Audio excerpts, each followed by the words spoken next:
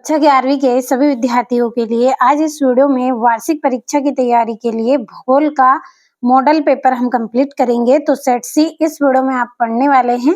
आपको 6 सेट मिलेंगे। 6 सेट में से आपका ये तीसरा सेट है। तो चलिए बिना किसी देरी के हम हमारे प्रश्नों की ओर बढ़ते हैं। तो ये आपका यहाँ पे पहला प्रश्न है, सही विकल्प चुनकर लिखिए। पहला है, निम्नलिखित में से किस लक्षण को भौतिक लक्षण कहा जा सकता है? तो भौतिक लक्षण हम किसे कह सकते हैं? मैदान को कह सकते हैं। तो आपका यहाँ पे जो 12 नंबर वाला है वो सही है। दूसरा है, निहारिका परिकल्पना का प्रतिपादन किसने किया था? तो इसका प्रतिपादन कांट ने किया था। दूसरा है, पृथ्वी तल से समुद्र तल से समान ऊंचाई पर स्थित दो स्थानों के बीच वायुदाब के परिवर्तन की दर को कहते हैं। तो इसको क्या कहते हैं? वायुदाब मात्रा, इसको वायुदाब प्रवणता इसको कहते हैं। अगला है, निम्नलिखित में से किस देश की भारत के साथ सबसे लंबी स्थलीय सीमा है? तो कौन सा देश है आपका? बांग्लादेश। अगला है, भारत में प्रायद्वीपीय नदियों का मुख्य जल विभाजक है। तो कौन सा विभाजक है इसका? पश्चिमी घाट।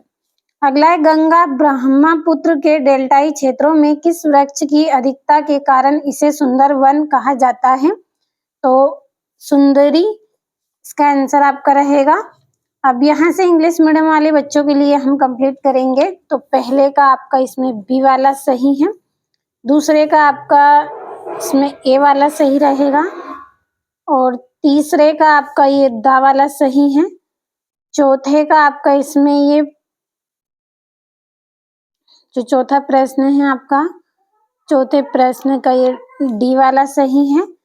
पांचवा प्रश्न है आपका, पांचवे का बी सही रहेगा, और छठे प्रश्न का आपका सी सही रहेगा। जिसे कंप्लीट करना है। अब हम हमारे अगले प्रश्न की ओर बढ़ेंगे। तो आपको अगले प्रश्न में रिक्त स्थानों की पूर्ति कीजिए। पहला है, ब्रह्मांड के विस्तार का प्रमाण सर्वप्रथम डेडेस ने दिया। तो किसने दिया था? एडविन हम्बल ने दिया था। अगला है, वी आकार की घाटी का निर्माण नदी की डेडेस अवस्था में होता है। तो युवा। अगला है, वायुमंडल का तापन करने वाली प्रक्रिया को सामूहिक रूप से डेडेस कहा जाता है। तो इसको सूर्य तप कहा जाता है। सूर्य तप अथवा या फिर सूर्य तप, और यहाँ पे लिखा है मैंने आधा, और पार्थिव विकिरण इसको बोला जाता है। अगला है, मानव आनुवांशिकता रूप से डेडेस प्रजाति से संबंधित है। होमो सेपियंस से। होमो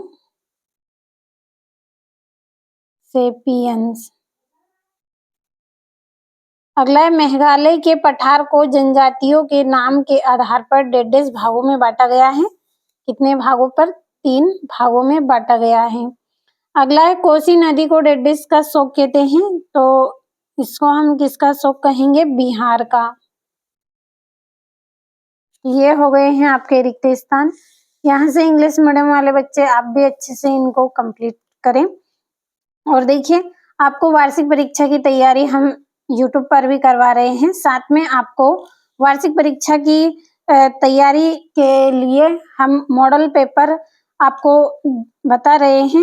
100% आने वाले मॉडल पेपर आपको ऐप पे मिलेंगे। यदि आपको ऐप से जुड़ना है तो इस वीडियो के डिस्क्रिप्शन में आपको लिंक मिलेगी। एक बार आप लिंक को चेक करें और मॉडल पेपर आप प्राप्त करें। फुल सोल्यूशन आपको मिलेगा। यह जो पेपर आप पढ़ रहे हैं इसका सोल्यूशन भी आपको ऐप पे मिलेगा। यदि आप वास्तव में अच्छे अंक लाना चाहते हैं तो ऐप से जल्दी जुड़ें। अब तीसरा प्रश्न सत्य सत्य लिखिए। तो पहला है, भूकंपी तरंग पी, ठोस, द्रव और गैस सभी माध्यम में चलती हैं। तो ये आपका इसमें सत्य रहेगा। दूसरा है, रासायनिक क्रियाएं कणों के मध्य बंधन को ढीला कर देती हैं। तो ये असत्य रहेगा, क्योंकि ये बंधन को ढीला नहीं करती हैं, बल्कि ये क्या करती हैं? बंधनों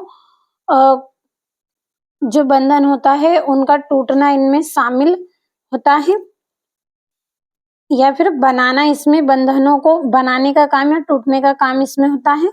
और तीसरा है पक्षाम बादल आकाश में सबसे अधिक ऊंचाई पर पाए जाते हैं, तो ये आपका सत्य रहेगा। अगला है क्षेत्रफल, आकार एवं गहराई की दृष्टि से प्रशांत महासागर संसार का सबसे बड़ा महासागर है, तो ये भी आपका सत्य रहेगा। और एक मानक मील में लगभग 11.8 किलोमीटर होते हैं, तो ये आपका सत्य है, सत्य रहेगा, क्योंकि कितना मील है, 1.69 किलोमीटर के बराबर ये होता है। अगला है उष्णकटिबंधीय चक्रवात भारत के मैदानी भागों में भारी तबाही करते हैं, तो ये आपका सत्य रहेगा। अगला आपका यहाँ से चलिए हम सत्य सत्य कर लेते हैं जल्दी से इंग्लिश मीडियम वाले बच्चों के लिए। तो पहला सत्य, दूसरा असत्य, तीसरा आपका इसमें सत्य रहेगा, चौथा भी आपका सत्य रहेगा, पांचवा आपका सत्य रहेगा, छठा आपका सत्य रहेगा। कंप्लीट अच्छे से करना है। अब हमारे अगले प्रश्न की ओर हम बढ़ते हैं। तो आपका अगला प्रश्न, सही जोड़ी बनाकर लिखिए। पहली है वृद्ध महाद्वीप, तो इसकी जोड़ी आपकी रहेगी पेंजिया। दूसरी है विशाल महासागर, तो इसकी जोड़ी रहेगी आपकी पैथालासी। तीसरी है हिंद महासागर, इसकी जोड़ी रहेगी आपकी सुंडागर्त। चौथी है नर्मदा तथा तापी, तो इसकी जोड़ी आपकी रहेगी भ्रंश घाटी। और तूफान महर्मी, तो जली आपदा। ये हो गई आपकी जोड़ियां। यहाँ से इंग्लिश मीडियम वाले बच्चों के लिए भी हम जल्दी से नंबर डाल लेंगे इन पर। अब अगला आपका जो प्रश्न है, एक वाक्य में उत्तर लिखिए। पहला है विश्व का सबसे बड़ा शेल्फ किस महासागर में स्थित है, तो आर्कटिक महासागर में स्थित है।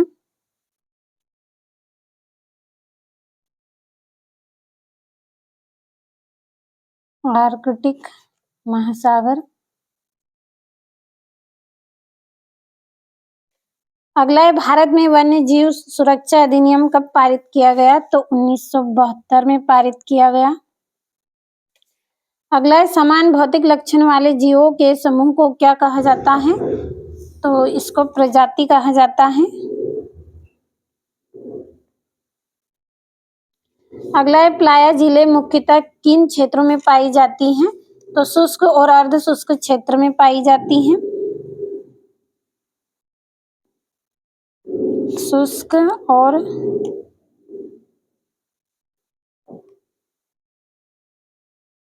अर्ध शुष्क क्षेत्र में। अगला है भारत के किस राज्य में सर्दी के महीनों में बाढ़ आती है, तो किसमें आती है, तमिलनाडु में। ये हो गए हैं आपके एक वाक्य में उत्तर। यहाँ से इंग्लिश मीडियम वाले बच्चों के लिए भी कंप्लीट है, जिसे कंप्लीट आपको कर लेना है। अब यहाँ से आपका छठा प्रश्न है, भू आकृति प्रक्रियाएं किसे कहते हैं।